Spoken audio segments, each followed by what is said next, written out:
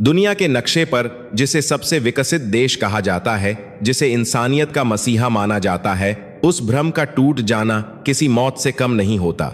मैं सोफिया हूं, एक पत्रकार जिसने अपनी पूरी जिंदगी पश्चिमी सभ्यता के गुणगान में बिता दी। हम अपने ऊंचे महलों, साफ सड़कों और चमकती हुई इमारतों पर बहुत इतराते थे। हमें लगता था कि हमने दुनिया को जीने का तरीका सिखाया है, लेकिन वो सब झूठ था। एक सफेद, ठंडा और डरावना झूठ। वह मनहूस सुबह मुझे आज भी याद है। मेरे देश का सबसे बड़ा अस्पताल, जिसे हम अपनी चिकित्सा प्रणाली का गौरव कहते थे। मेरी मां, जिन्होंने मुझे जन्म दिया, जिन्होंने अपनी उंगली पकड़कर मुझे चलना सिखाया, वो स्ट्रेचर पर लेटी तड़प रही थीं। उनके सीने में तेज दर्द था। उनकी बूढ़ी आंखें मुझे देख रही थीं, मानो कह रही हो कि बेटी, मुझे बचा ले। मैं चिल्ला रही थी, मैं डॉक्टरों के सामने गिड़गिड़ा रही थी, कृपया मेरी मां को देखिए, उन्हें सांस लेने में तकलीफ हो रही है। लेकिन वहां किसी के चेहरे पर कोई भाव नहीं था।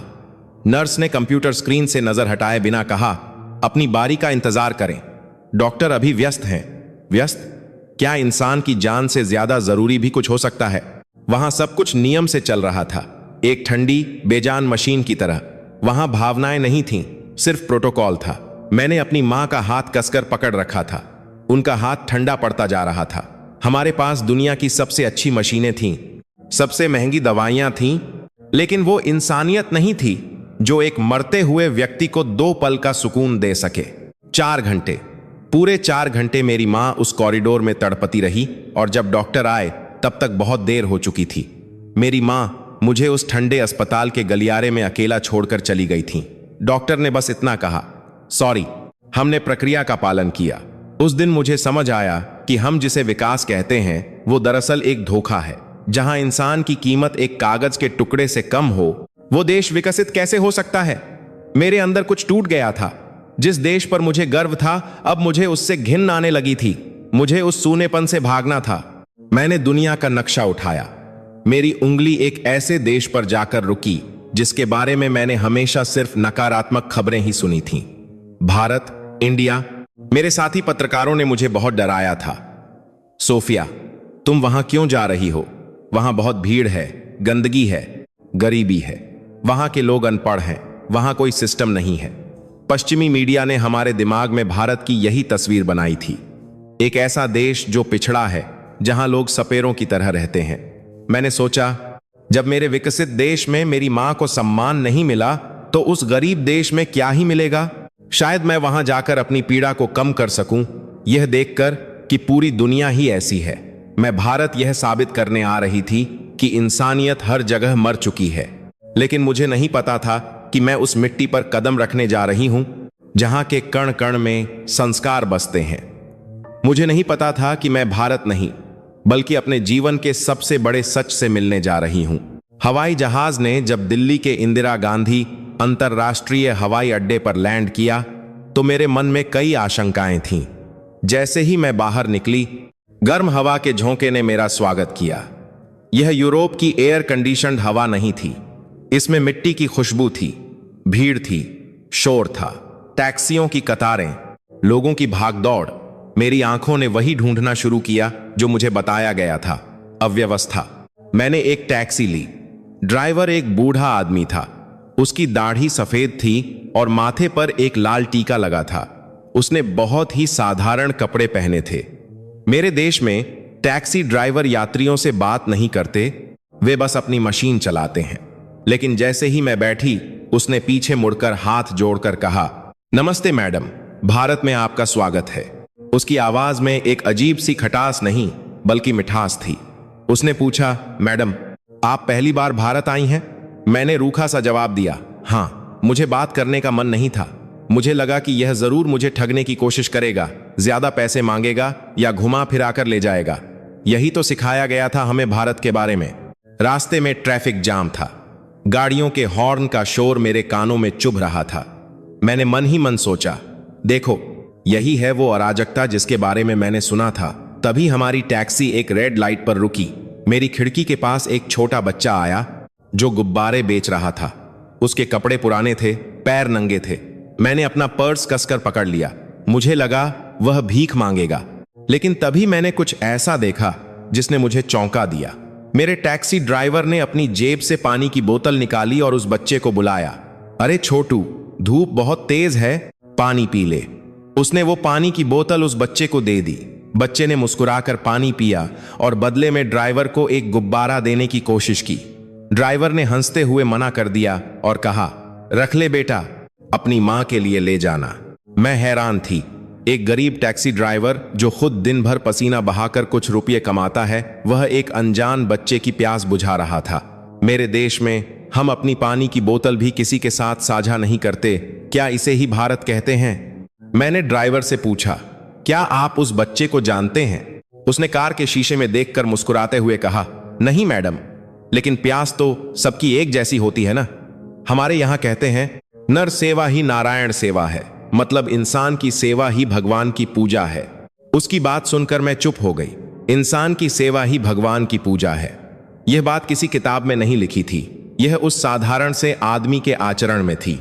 हम यूरोप में बड़ी बड़ी बातें करते हैं मानवाधिकार की, लेकिन क्या हम कभी किसी प्यासे को अपनी पानी की बोतल देते हैं? शायद नहीं। मेरा होटल शहर के पुराने इलाके में था। वहां की गलियां संकरी थीं, वहां गायें सड़कों पर घूम रही थीं, दुकानें सजी हुई थीं और मंदिरों की घंटियों की आवाज आ रही थी। मुझे यह सब बहुत अजीब लग रहा था, लेकिन साथ ही कुछ ऐसा था जो मुझे खींच रहा था। यह जगह जीवंत थी। यहां लोग एक दूसरे से कटे हुए नहीं थे। शाम को मैं अपने होटल के कमरे में थी, तभी मुझे याद आया कि मेरा ब्लड प्रेशर का दवा खत्म हो गया है। घबराहट में मैं नीचे रिसेप्शन पर गई। मैंने मैनेजर से पूछा, क्या यहां पास में कोई फार्मेसी है? मुझे अभी दवा चाहिए। रात के 11 बज रहे थे। मैनेजर एक युवा लड़का था। उसने मेरी परेशानी देखी। मैडम, दुकानें तो बंद हो चुकी हैं, लेकिन आप चिंता न करें, आप बैठिए। मैं छिड़ गई। चिंता न करें, मुझे दवा चाहिए। क्या यही तुम्हारा सिस्टम है? मैं चिल्लाने लगी। मेरा पुराना गुस्सा और डर वापस आ गया था। मुझे लगा कि मैं यहां मर जाऊंगी और कोई परवाह नहीं करेगा, ठीक वैसे ही जैसे मेरी मां के साथ हुआ था। लड़के ने बहुत ही शांत स्वर में कहा, मैडम, आप हमारे मेहमान हैं और हमारे देश में मेहमान भगवान होता है। मैं अभी व्यवस्था करता हूं। उसने अपना फोन उठाया और किसी को कॉल किया। फिर उसने अपनी बाइक की चाबी उठाई। मैं आधे घंटे में आता हूं। मैं लॉबी में बैठी इंतजार करती रही। मेरे दिमाग में बुरे ख्याल आ रहे थे। क्या वह सच में गया है या बस मुझे टाल दिया? 30 मिनट बाद वह पसीने से लथपथ होकर लौटा। उसके हाथ में मेरी दवाइयां थीं। ये लीजिए मैडम, उसने हाँफते हुए कहा। पास वाली दुकानें बंद थीं, तो मैं स्टेशन के पास वाले केमिस्ट के पास गया था। मैंने कांपते हाथों से दवा ली। मैंने अपना पर्स निकाला और पूछा, कितने पैसे हुए और तुम्हारी टिप? उसने जो जवाब दिया, उसने मेरे पैरों तले जमीन खिसका दी। उसने हाथ जोड़कर कहा, मैडम, दवा के पैसे तो पर्ची पर लिखे हैं, आप वो दे दीजिए, लेकिन सेवा के पैसे हम नहीं लेते। अगर मेरे घर में मेरी मां को जरूरत होती तो क्या मैं उनसे पैसे मांगता? आप हमारे देश में आई हैं, आपकी सुरक्षा हमारी जिम्मेदारी है। मेरी आंखों में आंसू आ गए। मैं एक ऐसे देश से आई थी जहां डॉक्टर भी बिना फीस के मरीज को हाथ नहीं लगाते, और यहां एक होटल का कर्मचारी, जिसे मैं जानती तक नहीं, वह मेरे लिए आधी रात को शहर छान आया और बदले में कुछ नहीं मांग रहा। उसने मुझे अपनी मां जैसा सम्मान दिया। यह अपनापन मैंने बरसों से महसूस नहीं किया था। अगले कुछ दिनों में मैंने भारत के उस चेहरे को देखना शुरू किया जो कैमरे की लेंस से अक्सर छूट जाता है। मैंने देखा कि सुबह सुबह लोग अपने घर के बाहर चींटियों के लिए आटा और पक्षियों के लिए दाना डाल रहे हैं। मैंने देखा कि बस में युवा लड़के तुरंत अपनी सीट से खड़े हो जाते हैं जब कोई बुजुर्ग व्यक्ति चढ़ता है। कोई कानून उन्हें ऐसा करने के लिए मजबूर नहीं करता। यह उनके खून में है, यह उनके संस्कार हैं। मैं वाराणसी गई, गंगा के किनारे। वहां की भीड़ मुझे डराती थी, लेकिन उस भीड़ में भी गजब का अनुशासन था, दिलों का अनुशासन। एक शाम मैं घाट की सीढ़ियों पर बैठी थी। मेरे बगल में एक बहुत ही गरीब बूढ़ी औरत बैठी थी। उसके कपड़े फटे थे। वह एक सूखी रोटी खा रही थी। उसने मुझे अपनी तरफ देखते हुए पाया। मुझे लगा वह मुझसे पैसे मांगेगी, लेकिन उसने अपनी रोटी का आधा टुकड़ा तोड़ा और मेरी तरफ बढ़ा दिया। बेटी, खा ले, परदेश से आई है, भूख लगी होगी। मैं सन्न रह गई। जिसके पास खुद खाने को पूरा नहीं है, वह मुझे एक अमीर विदेशी महिला को अपना खाना दे रही थी। मैंने मना किया, लेकिन उसने जबरदस्ती मेरे हाथ में रोटी रख दी। अन्न देवता होता है, मना नहीं करते। उसने अपनी बिना दांतों वाली मुस्कान के साथ कहा। उस रूखी रोटी के टुकड़े में जो स्वाद था वह मुझे दुनिया के किसी भी 5 स्टार होटल के खाने में नहीं मिला था। उसमें ममता का स्वाद था। उस दिन मैं अपने होटल के कमरे में जाकर बहुत रोई। मैं रोई क्योंकि मुझे शर्म आ रही थी। हम पश्चिमी लोग सोचते हैं कि धन का मतलब बड़ा बैंक बैलेंस होता, लेकिन उस बूढ़ी औरत ने मुझे सिखाया कि असली अमीरी दिल की होती है। भारत गरीब नहीं है, भारत का दिल राजाओं से भी बड़ा है। लेकिन अभी तो यह शुरुआत थी। मुझे लगा था कि मैंने भारत को समझ लिया है, पर मैं गलत थी। भारत की असली परीक्षा और इस देश की आत्मा का असली दर्शन तो मुझे तब होने वाला था जब प्रकृति अपना कहर बरपाने वाली थी।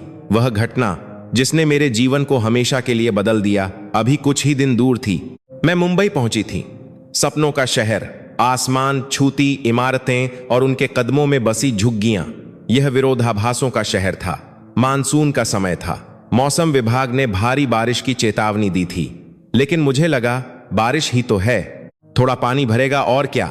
मुझे नहीं पता था कि मैं अपने जीवन के सबसे भयानक और सबसे खूबसूरत अनुभव की ओर बढ़ रही थी। उस दिन सुबह से ही आसमान काला था। हवा में एक अजीब सा डर था। दोपहर होते होते बारिश ने जो रूप लिया वैसा मैंने अपनी जिंदगी में कभी नहीं देखा था। ऐसा लग रहा था मानो आसमान फट गया हो। सड़कें नदियों में बदल रही थीं। मैं अपनी टैक्सी में थी, होटल वापस जाने की कोशिश कर रही थी। अचानक पानी का स्तर तेजी से बढ़ने लगा। मेरी टैक्सी का इंजन बंद हो गया। ड्राइवर ने कोशिश की, लेकिन गाड़ी नहीं चली। बाहर पानी घुटनों तक आ चुका था। मेरे चारों तरफ हजारों गाड़ियां फंसी थीं।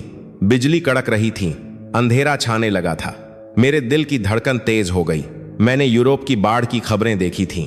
वहां ऐसे समय में लूटपाट शुरू हो जाती है। लोग दुकानों के शीशे तोड़कर सामान चुराते हैं।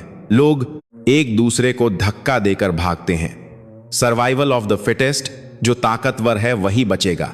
यही तो हमारा सिद्धांत है। एक दूसरे को क्या है, यही तो हमारा सिद्धांत है। मैं डर से कांप रही थी। मैं एक विदेशी महिला, अकेली, पानी के बीच फंसी हुई। मेरे पास मेरा लैपटॉप, कैमरा और पैसे थे। मुझे लगा आज तो मैं लुट जाऊंगी या शायद इस गंदे पानी में डूबकर मर जाऊंगी। मैंने अपने देश के दूतावास को फोन लगाने की कोशिश की, लेकिन नेटवर्क नहीं था। मैं पूरी तरह से अकेली थी। पानी अब कार की खिड़की तक आ रहा था। ड्राइवर ने कहा, मैडम गाड़ी छोड़नी पड़ेगी, पानी बढ़ रहा है। मैं कहां जाऊंगी? मैं चिल्लाई, मैं इस गंदे पानी में नहीं उतरूंगी। तभी मैंने खिड़की के बाहर कुछ परछाइयां देखीं। कुछ लड़के जो कमर तक पानी में थे हमारी गाड़ी की तरफ आ रहे थे। उनके हाथों में डंडे थे। मेरा खून जम गया। हे भगवान, ये लुटेरे हैं, ये आ गए। मैंने सोचा। मैंने अपनी आंखें बंद कर लीं और प्रार्थना करने लगी। खटखट। किसी ने शीशे पर दस्तक दी।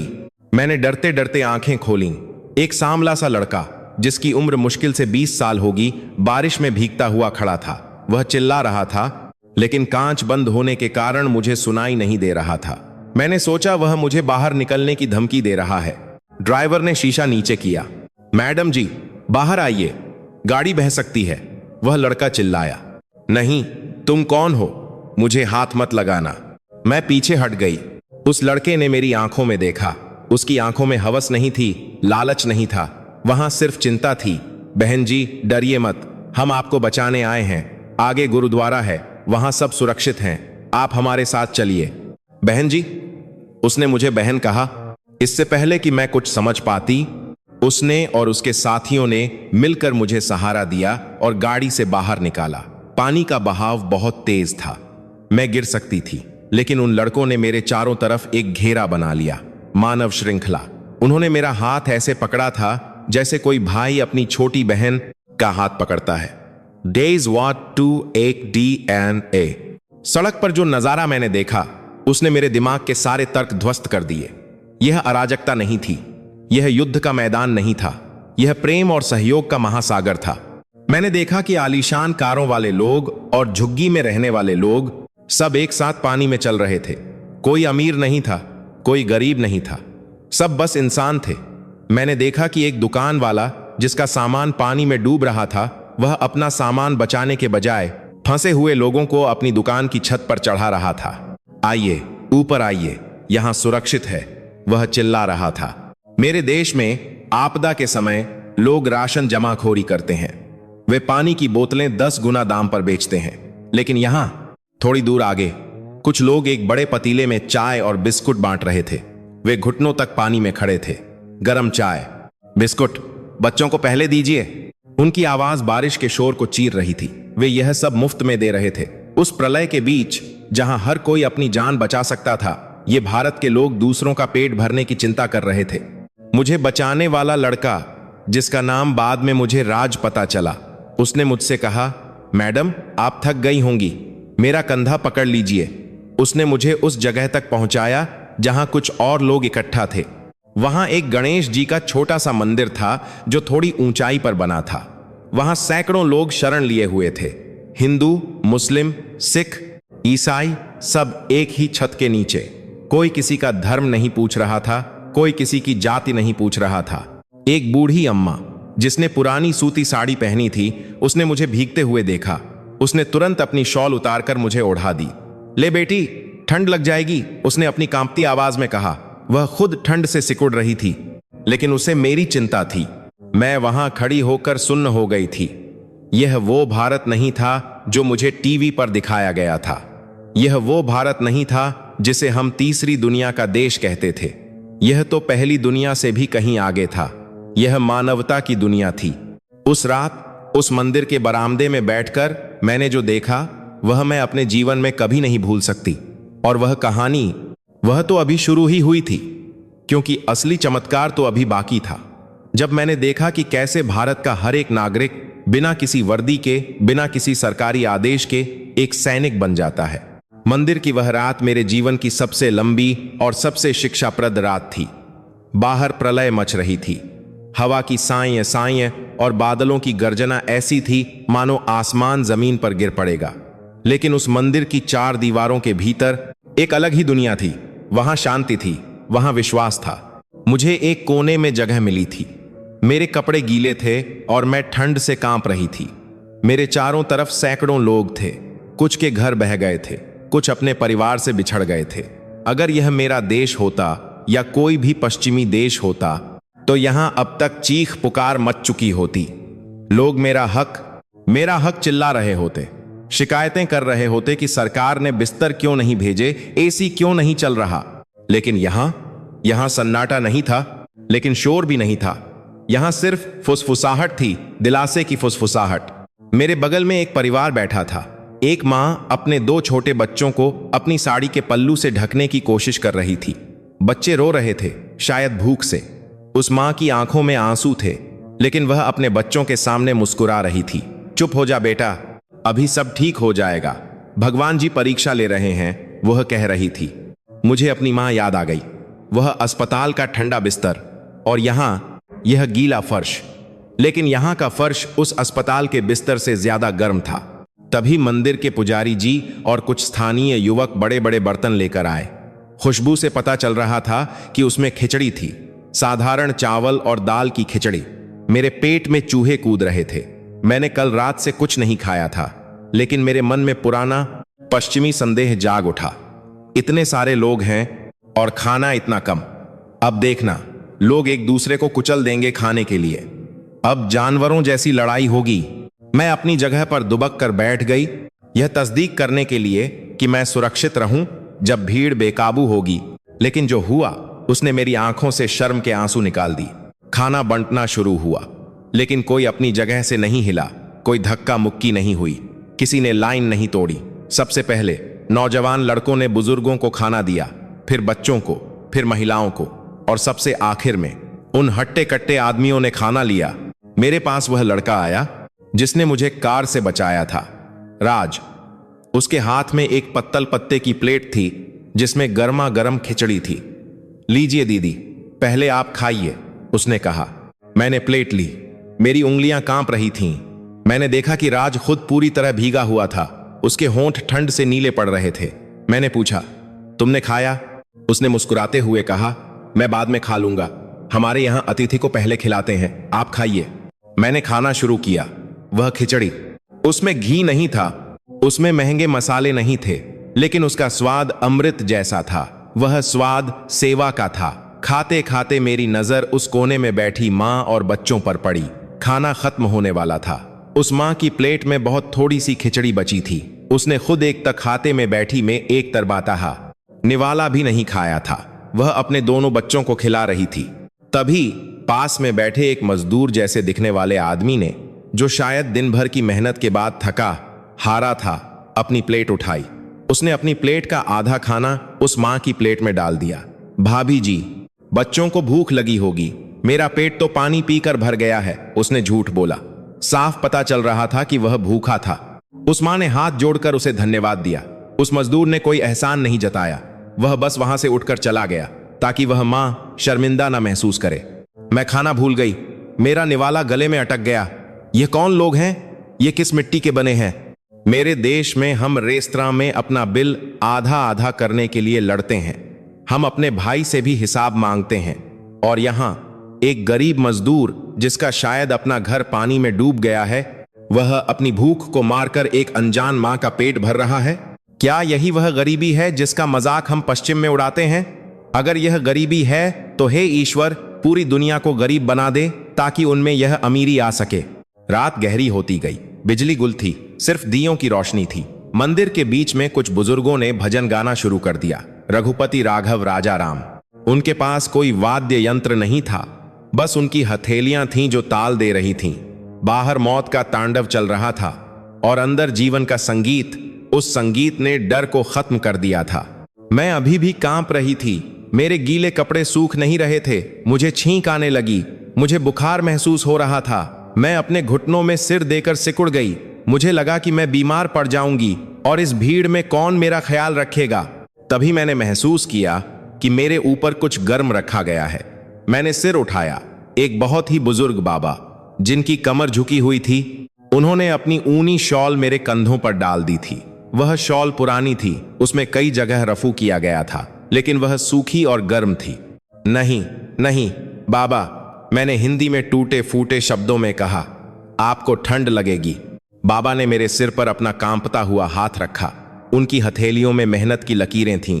उन्होंने कहा, बेटी, मैं तो बुढ़ा हूं, मेरा समय तो वैसे भी पूरा हो गया है।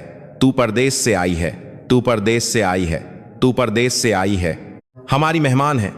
अगर तुझे कुछ हो गया तो भारत की नाक कट जाएगी, इसे ओढ़ ले। भारत की नाक कट जाएगी।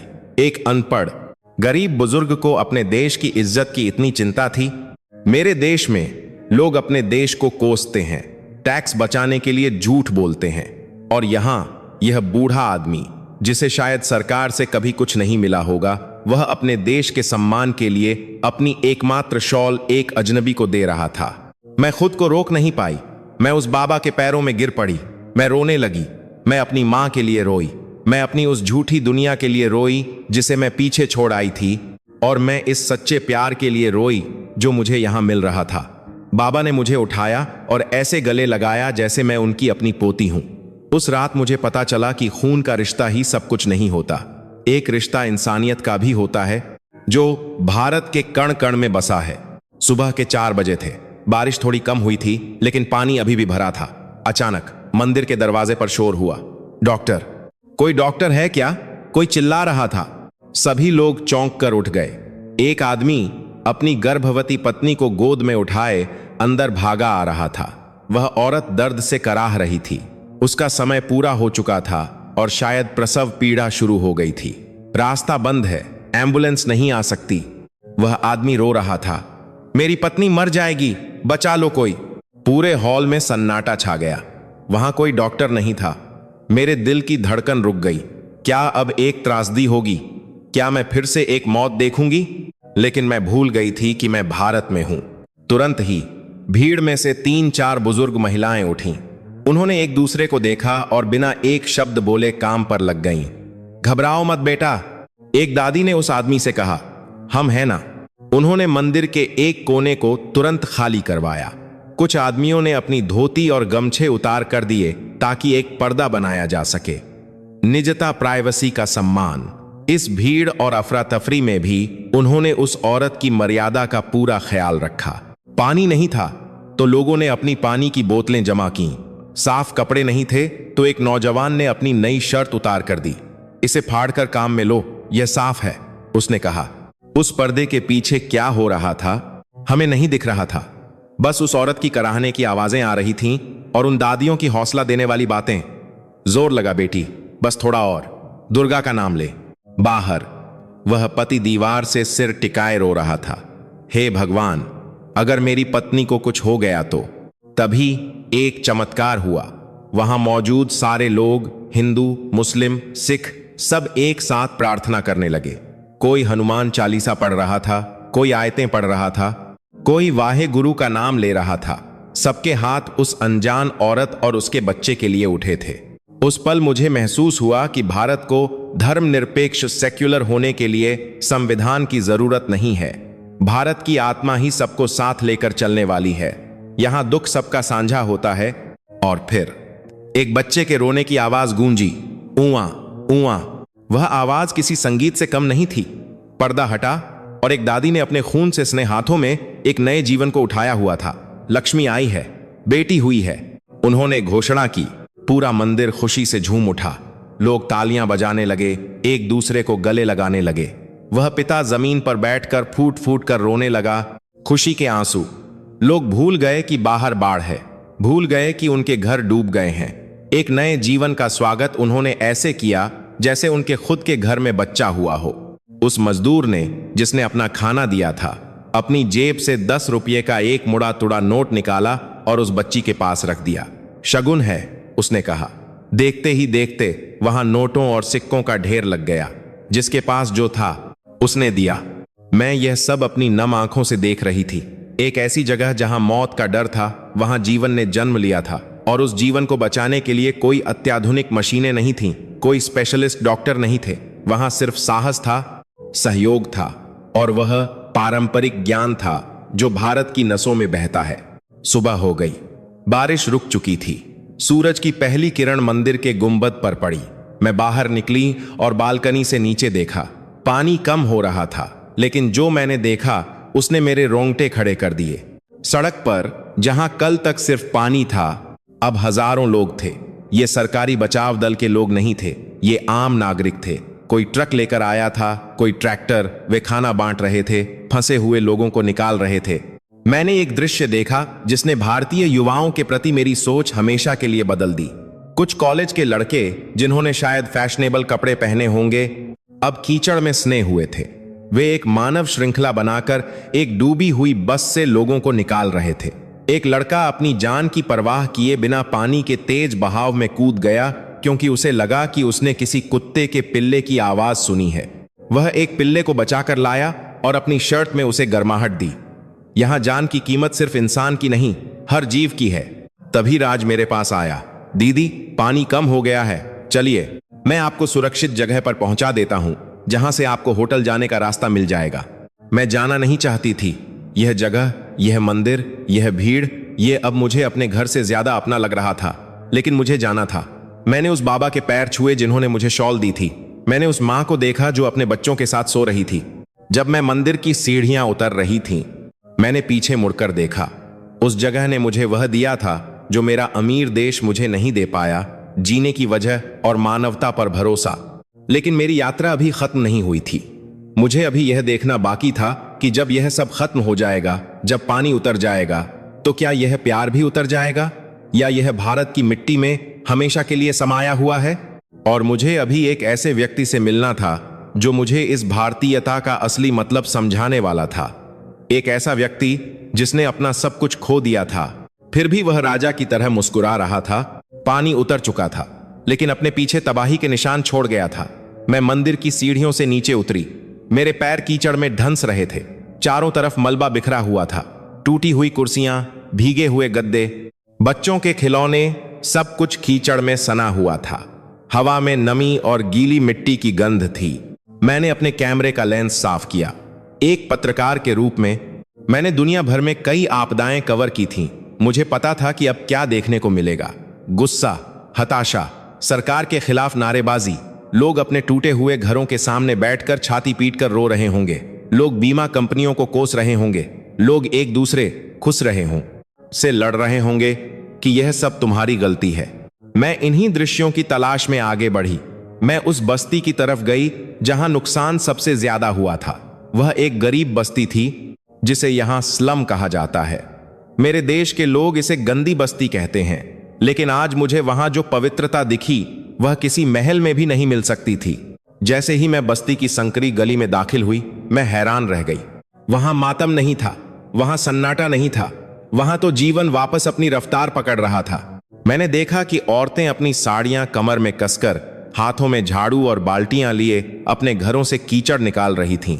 उनके चेहरे पर थकान थी, लेकिन हार नहीं। वे एक दूसरे से बात कर रही थीं। अरे सुन, तेरे घर में ज्यादा पानी है तो बता, मैं मदद कर देती हूं। नहीं दीदी, तुम अपना देखो, मेरे बेटे ने सफाई शुरू कर दी है। वे हंस रही थीं। हाँ, वे हंस रही थीं। उनका घर, उनकी गृहस्थी, सब कुछ पानी में भीग चुका था, फिर भी वे हंस रही थीं। यह कैसा पागलपन था, या यह कोई ऐसी ताकत थी जिसे मैं समझ नहीं पा रही थी। सड़क के किनारे कुछ आदमी मिलकर एक टूटे हुए बिजली के खंभे को सीधा करने की कोशिश कर रहे थे। उनके पास कोई क्रेन नहीं थी, कोई मशीन नहीं थी, बस रस्सियां थीं और उनकी मांसपेशियों की ताकत थी, जोर लगा के। हाइशा, वे एक सुर में चिल्ला रहे थे। मैंने एक आदमी से पूछा, जो वहां खड़ा होकर उन्हें निर्देश दे रहा था, आप सरकार का इंतजार क्यों नहीं करते? यह काम तो बिजली विभाग का है। उसने मेरी तरफ देखा, माथे से पसीना पोंछा और कहा, मैडम, सरकार के भरोसे बैठेंगे तो अंधेरे में ही रह जाएंगे। ये हमारा मोहल्ला है, हमारी जिम्मेदारी है। हमारे यहां कहते हैं, अपना हाथ जगन्नाथ। अपना हाथ जगन्नाथ मतलब हम खुद अपने भाग्य के विधाता हैं।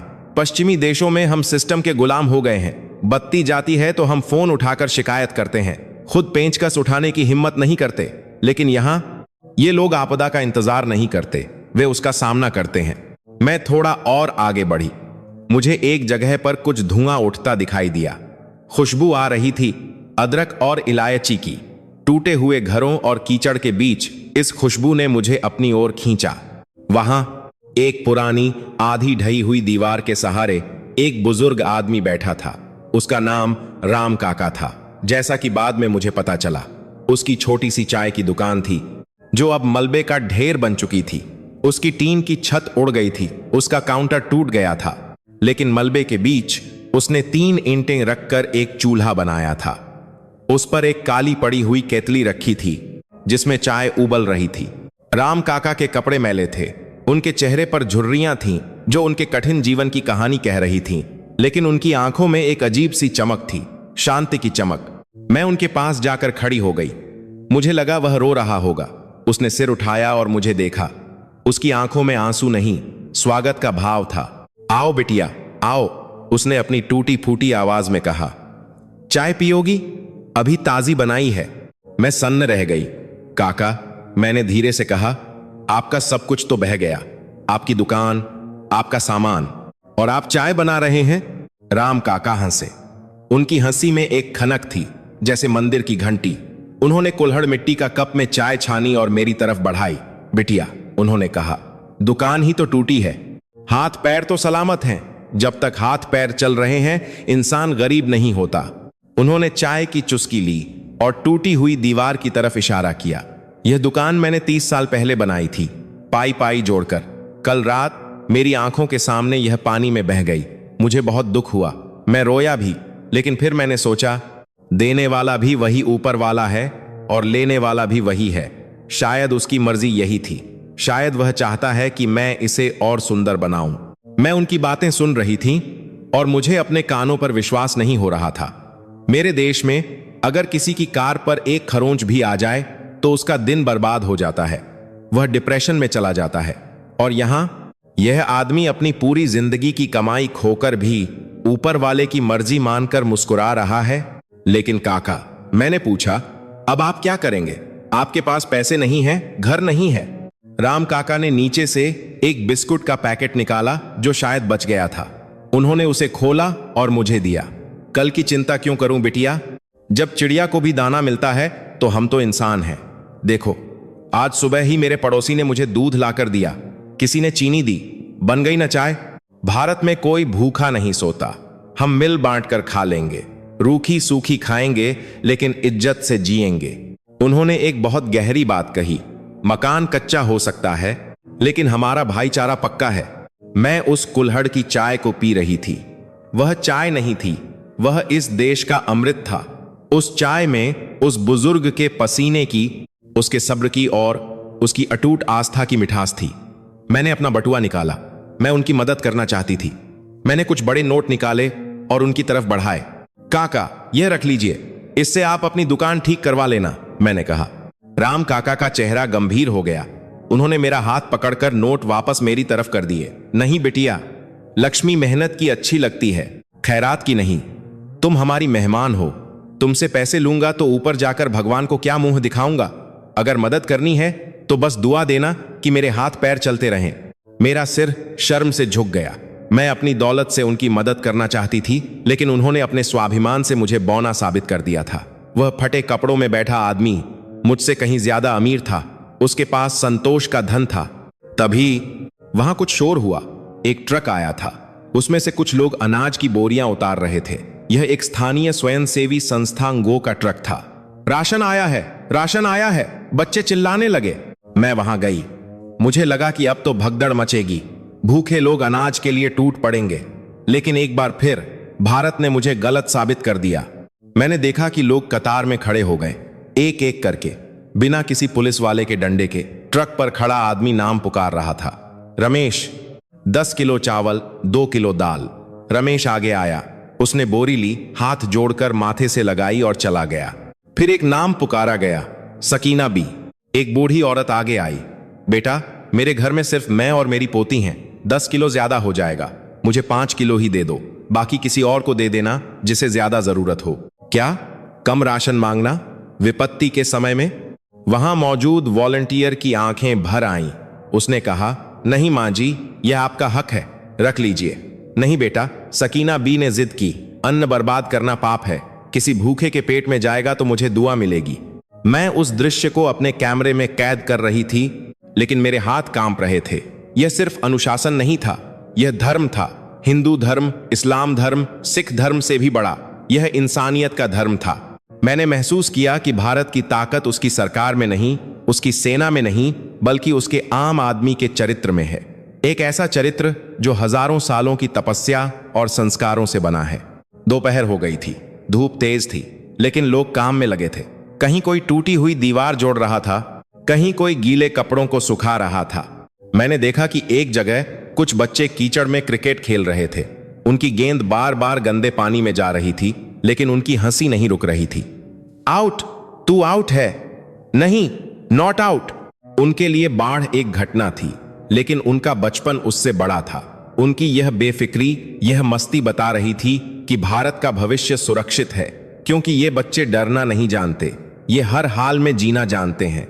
मैं बस्ती से बाहर निकल रही थी, तभी मुझे एक छोटी सी लड़की ने रोका। उसकी उम्र शायद 7 या 8 साल होगी। उसके हाथ में एक गेंदे का फूल था। शायद उसने कहीं से तोड़ा था या कीचड़ से उठाया था। उसने वह फूल मेरी तरफ बढ़ाया। दीदी, यह आपके लिए। उसने अपनी बड़ी बड़ी आंखों से देखते हुए कहा। मेरे लिए? क्यों? मैंने पूछा। क्योंकि आप हमारे देश में आई हैं, आपको अच्छा लगना चाहिए, उसने मासूमियत से कहा। उसने यह नहीं कहा कि मुझे पैसे दो, उसने यह नहीं कहा कि मुझे चॉकलेट दो। उसने बस मुझे एक फूल दिया, मेरा स्वागत करने के लिए। उस बच्ची के पास कुछ नहीं था, उसका घर शायद टूटा हुआ था, फिर भी वह एक विदेशी मेहमान को खुश करना चाहती थी। मैंने उस फूल को लिया और अपने बालों में लगा लिया। वह मेरे लिए किसी हीरे के हार से ज्यादा कीमती था। मैंने उसे गले लगाया। उसके मैले कपड़ों से आ रही मिट्टी की खुशबू मेरे लिए दुनिया की सबसे बेहतरीन खुशबू बन गई। वापस होटल लौटते समय मैं टैक्सी में बैठी सोच रही थी। पश्चिमी मीडिया हमें बताता है कि भारत एक अराजक देश है। वे कहते हैं कि यहां बहुत शोर है। हाँ, यहां शोर है, लेकिन यह शोर जिंदगी का है, यह शोर उम्मीद का है। वे कहते हैं कि यहां गरीबी है। हाँ, यहां पदार्थों की कमी हो सकती है, लेकिन आत्मा की जो समृद्धि यहां है वह दुनिया के किसी खजाने में नहीं। होटल के कमरे में मैंने अपना लैपटॉप खोला। मेरे एडिटर का ईमेल आया हुआ था। सोफिया, क्या तुम्हें भारत की तबाही की तस्वीरें मिल गईं? हमें हेडलाइन चाहिए। भारत बाढ़ में डूबा, सिस्टम हुआ फेल। मैंने स्क्रीन को घूर कर देखा। मेरा खून खौल उठा। System fail? मैंने टाइप करना शुरू किया। नहीं, यह वह रिपोर्ट नहीं होगी जो वे चाहते थे। यह वह सच होगा जो दुनिया को जानना चाहिए। सर, मैंने लिखा, भारत डूबा नहीं है, भारत तैर रहा है और वह हमें भी तैरना सिखा सकता है। यहां सिस्टम फेल नहीं हुआ, यहां इंसानियत पास हो गई है। मैंने आज भगवान को देखा है, किसी मूर्ति में नहीं, बल्कि एक चाय वाले की मुस्कान में, एक बूढ़ी औरत के त्याग में और एक बच्ची के फूल में। मैंने सेंड नहीं दबाया, मुझे अभी और लिखना था। मुझे अभी उस अंतिम सत्य तक पहुंचना था जो इस देश की नींव है। शाम को मुझे पता चला कि शहर के मुख्य चौराहे पर एक लंगर सामुदायिक भोजन का आयोजन किया गया है। यह किसी सरकारी संस्था ने नहीं, बल्कि शहर के युवाओं ने किया था। सोफिया, तुम्हें वहां जाना चाहिए, मैंने खुद से कहा। वहां पहुंचकर जो मैंने देखा, उसने मेरी रही सही शंकाओं को भी मिटा दिया। हजारों लोग जमीन पर कतारों में बैठे थे, और उन्हें खाना खिलाने वाले कौन थे? शहर के डॉक्टर, इंजीनियर, प्रोफेसर, बड़े बड़े व्यापारी। वे अपने महंगे कपड़े उतारकर, कमर पर तौलिया बांधे, झुक-झुक कर लोगों को खाना परोस रहे थे। एक बहुत ही अमीर दिखने वाले आदमी को मैंने देखा, जो लोगों के खाए हुए झूठे पत्तल उठा रहा था। मैं उसके पास गई। सर, आप यह क्यों कर रहे हैं? आप तो यह काम नौकरों से करवा सकते हैं, मैंने पूछा। वह आदमी पसीने से तरबतर था, लेकिन उसके चेहरे पर गजब का सुकून था। मैडम, उसने कहा, सेवा का सुख नौकरों से करवा कर नहीं मिलता, खुद करके मिलता है। यह मेरे हाथ गंदे नहीं हो रहे, मेरी आत्मा साफ हो रही है। इस देश ने मुझे बहुत कुछ दिया है। आज मेरा फर्ज है कि मैं अपने भाइयों के काम आऊं। आत्मा की सफाई, यह कॉन्सेप्ट पश्चिम में है ही नहीं। हम तो सैनिटाइजर से हाथ साफ करते हैं, दिल साफ करना भूल गए हैं। तभी मंच से एक घोषणा हुई, भाइयों और बहनों, हमारे बीच कुछ विदेशी मेहमान भी हैं, हम उनका स्वागत करते हैं। भारत की परंपरा है वसुधैव कुटुंबकम, पूरी दुनिया एक परिवार है। हजारों लोगों ने तालियां बजाईं। वे सब मेरी तरफ देख रहे थे। उनकी आंखों में कोई नफरत नहीं थी, कोई ईर्ष्या नहीं थी, सिर्फ अपनापन था। मुझे लगा जैसे मैं इतने सालों बाद अपने असली परिवार में लौटी हूं। उस रात मैंने एक फैसला किया, मैं वापस अपने देश लौटूंगी, लेकिन वह सोफिया बनकर नहीं जो आई थी। मैं अपने साथ इस देश का एक टुकड़ा लेकर जाऊंगी। मैं दुनिया को बताऊंगी कि अगर भविष्य देखना है तो पश्चिम की ओर मत देखो, पूर्व की ओर देखो, भारत की ओर देखो। क्योंकि जब दुनिया तकनीक से हार जाएगी, तब भारत अपने संस्कारों से दुनिया को बचाएगा। लेकिन मेरी कहानी का अंत अभी बाकी था। अगले दिन मुझे एक ऐसी जगह जाना था जो भारत की आध्यात्मिकता का केंद्र है। वहां मुझे जीवन और मृत्यु के बीच का वह संतुलन समझने को मिलने वाला था जो सिर्फ एक भारतीय ही समझ सकता है। मुंबई ने मुझे सिखाया कि एक दूसरे के लिए कैसे जिया जाता है, लेकिन मेरे अंदर का एक घाव अभी भी हरा था। मेरी मां की वह तड़पती हुई मौत, वह अकेलापन। मुझे लगा था कि मौत एक अंत है, एक डरावनापूर्ण विराम। उस डर को खत्म करने के लिए मुझे उस जगह जाना था जिसे दुनिया का सबसे पुराना शहर कहा जाता है, शिव की नगरी काशी, बनारस, वाराणसी। जब मैं ट्रेन से बनारस स्टेशन पर उतरी तो वहां का माहौल मुंबई से अलग था। यहां भाग दौड़ नहीं थी, यहां एक ठहराव था। हवा में चंदन और धूप की खुशबू थी। मैंने एक रिक्शा लिया और सीधे गंगा घाट की ओर चल पड़ी। शाम हो रही थी, सूरज ढल रहा था और गंगा का पानी सोने जैसा चमक रहा था। मेरे कानों में घंटियों की आवाज आने लगी, टन टन टन टन। यह आवाज किसी शोर जैसी नहीं, बल्कि किसी लौरी जैसी लग रही थी। मैं दशाश्वमेध घाट पहुंची। वहां हजारों लोग थे, गंगा आरती की तैयारी हो रही थी। मेरे देश में नदी सिर्फ पानी का एक स्रोत है। हम उसे साफ करते हैं, इस्तेमाल करते हैं, लेकिन यहां नदी मां है। मैंने देखा कि लोग नदी के सामने हाथ जोड़कर खड़े थे, कुछ लोग पानी को सिर पर लगा रहे थे। गंगा मैया की जय का उद्घोष हो रहा था। मैंने एक नाव किराए पर ली। नाविक का नाम बिरजू था, एक दुबला पतला आदमी जिसके दांत पान खाने से लाल हो गए थे, लेकिन जिसकी मुस्कान में गजब का संतोष था। मेम साहब, कहां चलेंगी? उसने पूछा। मुझे वहां ले चलो जहां शांति मिले, मैंने कहा। बिरजू ने चप्पू चलाया और नाव धीरे धीरे पानी को चीरती हुई आगे बढ़ी। थोड़ी दूर जाने पर मुझे आग की लपटें दिखाई दीं। मणिकर्णिका घाट, वह जगह जहां चिता कभी बुझती नहीं। पश्चिमी दुनिया में हम मौत को छुपाते हैं, हम श्मशान को शहर से दूर बनाते हैं, हम बच्चों को वहां जाने नहीं देते। मौत हमारे लिए एक टैबू है, एक अशुभ बात है। लेकिन यहां शहर के बीचों बीच खुले आसमान के नीचे मौत का उत्सव मनाया जा रहा था। मैं डर गई। मैंने अपनी आंखें फेर लीं। वह दृश्य बहुत भयानक था। बिरजू ने मेरी घबराहट देख ली। उसने नाव रोक दी। डरिए मत मेम साहब, उसने शांत आवाज में कहा। यह तो मुक्ति का द्वार है। मुक्ति? मैंने पूछा। वहां लोग जल रहे हैं, उनके परिवार वाले रो रहे होंगे। तुम्हें यह मुक्ति लगती है? बिरजू ने जो जवाब दिया उसने मेरे जीवन का नजरिया बदल दिया। वह अनपढ़ नाविक किसी भी पश्चिमी दार्शनिक से ज्यादा समझदार था। उसने कहा, मेम साहब, आप कपड़े बदलती हैं तो रोती हैं क्या? नहीं, मैंने कहा, बस मौत भी वही है। आत्मा पुराने कपड़े यानी यह शरीर छोड़कर नए कपड़े पहनने जा रही है या फिर भगवान के पास जा रही है। इसमें रोना कैसा? यह तो खुशी की बात है कि पिंजरे से पक्षी आजाद हो गया। पिंजरे से पक्षी आजाद हो गया। मैं सन्न रह गई।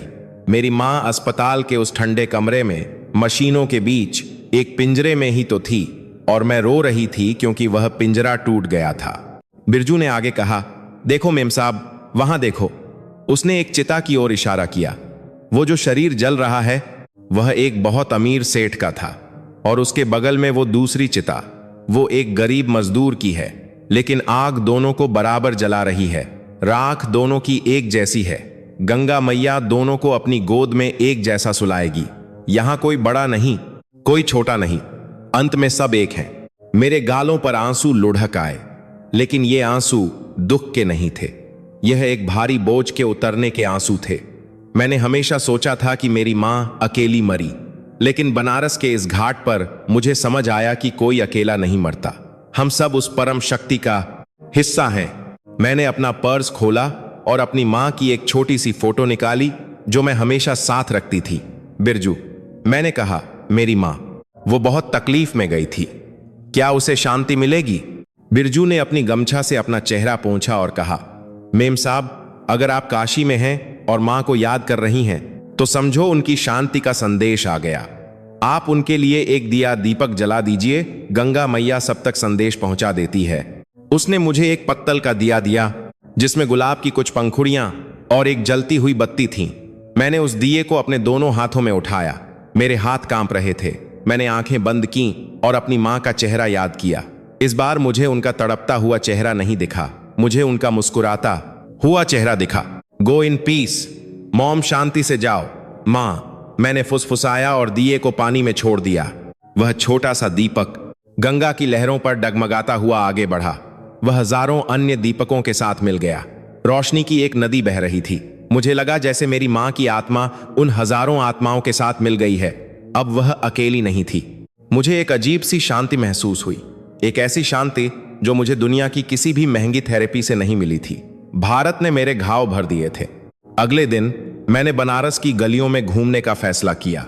मैं देखना चाहती थी कि जो लोग मौत के इतने करीब रहते हैं वे जिंदगी कैसे जीते हैं।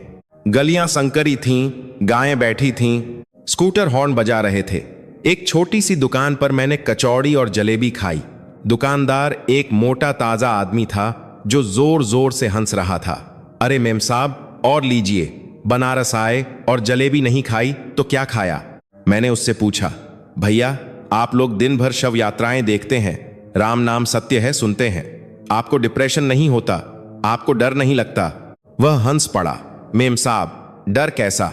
हमें पता है कि कल हमें भी वहीं जाना है। जब यह पता है कि यह नाटक एक दिन खत्म होना है तो आज क्यों ना खुलकर जिया जाए? बनारस हमें मस्त रहना सिखाता है। जो है आज है, कल का कल देखेंगे। बाबा विश्वनाथ सब संभाल लेंगे। बाबा विश्वनाथ सब संभाल लेंगे। यह भरोसा, यह अटूट विश्वास। पश्चिमी देशों में हम भविष्य की चिंता में अपना वर्तमान बर्बाद कर देते हैं। हम बीमा कराते हैं, पेंशन प्लान लेते हैं, बुढ़ापे के लिए डरते रहते हैं, और यहाँ लोग भगवान के भरोसे अपनी नाव छोड़ देते हैं और मजे से जलेबी खाते हैं। शाम को मैं एक साड़ी की दुकान पर गई। मुझे अपने देश वापस जाने के लिए एक भारतीय पोशाक चाहिए थी। मैं अब वह पश्चिमी कपड़े नहीं पहनना चाहती थी। मैं भारत को अपने ऊपर ओढ़ना चाहती थी। दुकानदार ने मेरे सामने बनारसी साड़ियों का ढेर लगा दिया। रेशम की वो साड़ियां जिन पर सोने और चांदी के तारों से काम किया गया था। यह देखिए मेम साहब, इसे बनाने में 3 महीने लगे हैं। उसने एक लाल साड़ी दिखाते हुए कहा। 3 महीने? मैं हैरान थी। मशीन से तो यह 1 घंटे में बन जाती। दुकानदार ने गर्व से सिर उठाया। मशीन से कपड़ा बनता है मेम साहब, कला नहीं। इसमें हमारे बुनकर की जान बसी है, उसकी आंखों की रोशनी बसी है। यह सिर्फ कपड़ा नहीं है, यह हमारी विरासत है। विरासत, परंपरा। मैंने वह लाल साड़ी खरीद ली। जब मैंने उसे पहना और आईने में देखा तो मुझे सोफिया नहीं दिखाई दी। मुझे एक ऐसी औरत दिखाई दी जिसकी आंखों में अब खालीपन नहीं था, बल्कि एक ठहराव था। मैंने माथे पर एक छोटी सी बिंदी लगाई। उस रात होटल के कमरे में बैठकर मैंने अपनी रिपोर्ट लिखना शुरू किया। वह रिपोर्ट जिसके लिए मैं यहां आई थी, लेकिन अब शीर्षक बदल चुका था। मैंने लैपटॉप खोला और टाइप करना शुरू किया। भारत, एक देश नहीं, एक एहसास।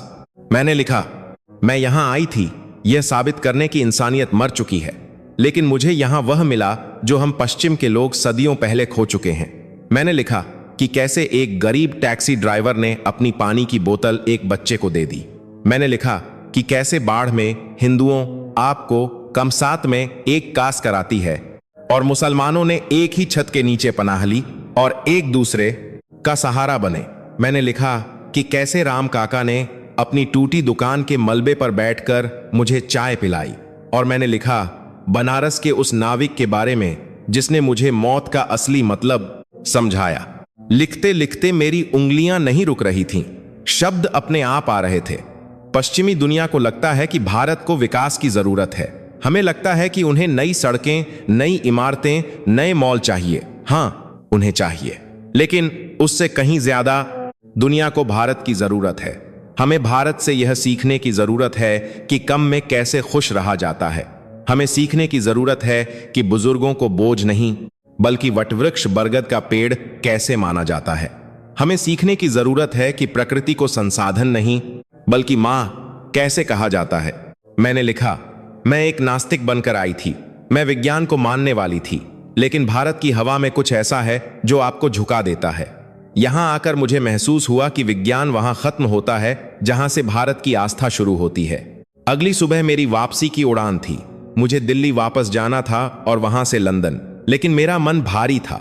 ऐसा लग रहा था जैसे मैं अपना घर छोड़कर किसी अनजान जगह जा रही हूं। मैं आखिरी बार गंगा घाट पर गई। सुबह की आरती हो रही थी, सूरज निकल रहा था। मैंने गंगा के पानी को अपनी हथेली में लिया और उसे अपने माथे से लगाया। धन्यवाद, मैंने बुदबुदाया। धन्यवाद मुझे फिर से इंसान बनाने के लिए। तभी एक छोटा बच्चा जो घाट पर फूल बेच रहा था मेरे पास आया। मेम साहब, जा रही हो?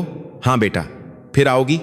मैंने मुस्कुराकर कहा, जरूर आऊंगी, क्योंकि मेरा शरीर चाहे कहीं भी रहे, मेरा दिल यहीं रह गया है। मैंने उसे कुछ पैसे दिए, लेकिन उसने लेने से मना कर दिया। नहीं मेम साहब, पहली बोहनी, दिन की पहली बिक्री, भगवान के नाम। यह फूल आप गंगा मैया को चढ़ा देना। उसने मुझे मुफ्त में फूल दिए। मैं एयरपोर्ट के लिए निकली। रास्ते में मैंने देखा कि स्कूल बस जा रही थी, बच्चे हाथ हिला रहे थे।